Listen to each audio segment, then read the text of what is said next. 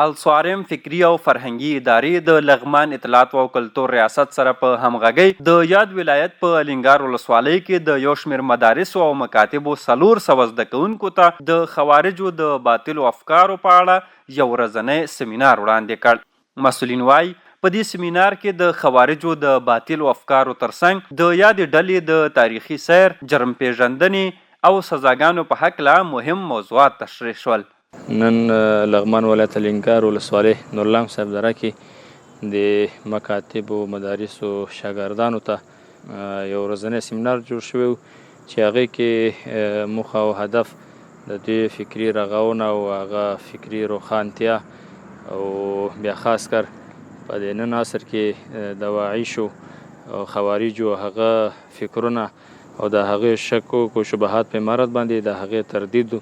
دغه سیمینار د لغمان ولایت د جید علما کرامو مفتی عبدالوهاب محمد او مفتی شبیر احمد عثماني لخوا وړاندې شو. دوی وایي دغسې برنامې ډېرې ګټې لرلی شي. خوارجو پر وړاندې دریځ د مسلمان امت روښانه دی، واضح دی او د هغو جنایتونه او ظلمونه هم تاریخ کې چې کوم ترسره شوي دي هغه موږ نشو هیرولی.